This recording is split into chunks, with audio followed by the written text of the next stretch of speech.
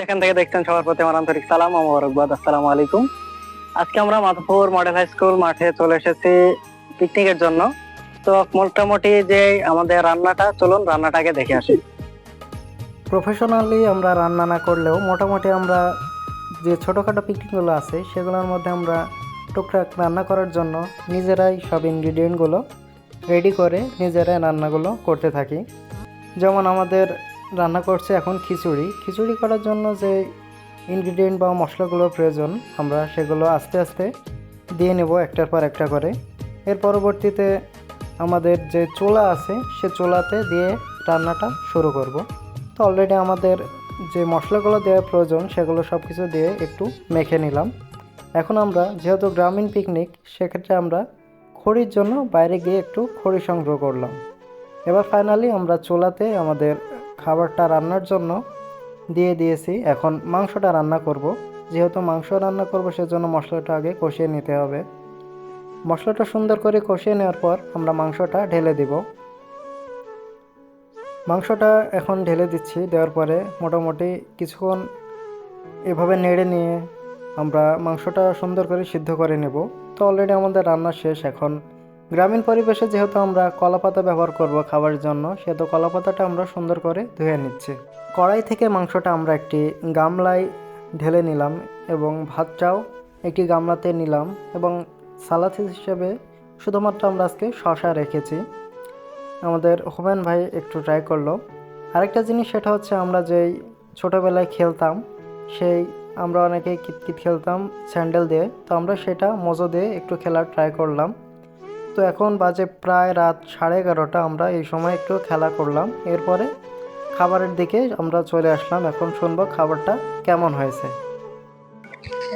ইতিমধ্যে খাবার মোটামুটি দেওয়া হয়েছে।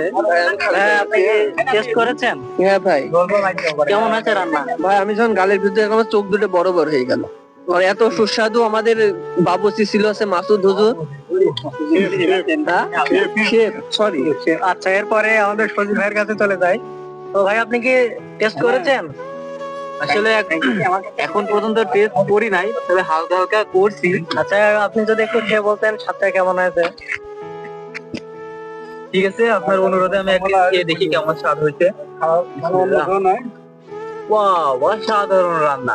আসলে এই রান্নাটার মূল যে পড়ছে সে হচ্ছে আমাদের হাফেজ মাসুদ রানা আর হচ্ছে অর্থাৎ দুইজনাই বিয়ের জন্য উপযোগী, কারণ এরা এখন অবিবাহিত। আর এদের কপালে যে মেয়ে দুটা পড়বে ওদের তো পায়ের উপর পা তুলে খাবে, সারা জীবন খাবে। আর শুধু রান্না করবে মাসুদ আর আচ্ছা, এরপরে আমাদের পিচ্ছি নাফিস আছে। নাফিস, খেয়েছো তুমি? কেমন হয়েছে?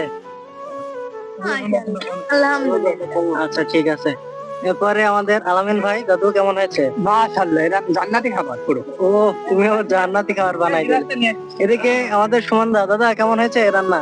আলহামদুলিল্লাহ, আমাদের খাবারের কোয়ালিটি অনেক ভালো, যদিও এটা খাসি সাদা খাসি, তারপরে সত্যি অসাধারণ।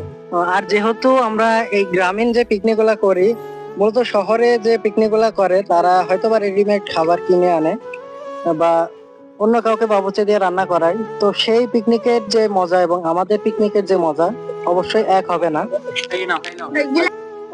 আচ্ছা, আর আরেকটি বিষয় সেটা হচ্ছে আমরা প্রথমে ভেবেছিলাম যে ওয়ান টাইম প্লেটে খাবারের ব্যবস্থাটা করব। তো যেহেতু গ্রামীণ, আমরা সবকিছু একটু গ্রামীণ করার চেষ্টা করছি, সে কারণে যে কলা পাতা আছে আমরা কলা পাতা এখানে রেখেছি। এদিকে আমাদের এই যে মূল শেফ ছিল আমাদের হাফেজ মাসুদ রানা। তো দাদা, আমাদের এত সুন্দর রান্না খাওয়ার পরে তোমার মনের অনুভূতিটা কেমন? আলহামদুলিল্লাহ, অনেক ভালো। তো এটা কি আমাদের গোপন দাদির কাছ থেকে শেখা না কিভাবে শিখলে তুমি? দাদি হয়নি, দাদি হলে আর মানে আচ্ছা, ঠিক আছে। তো দাদা, তোমার কি মনের অনুভূতি? পিকনিকটা করতে পেরে তোমার মনের অনুভূতিটা কি যদি একটু বলতে? আমার অনুভূতি সেই মানে সেই। তো দুঃখজনক একটা বিষয় হলো কি, আমার খাবারটা পড়ে আছে, আমাকে এখন পর্যন্ত কেউ খাওয়ার জন্য বলেনি, বাকিরা সবাই খেয়ে যাচ্ছে।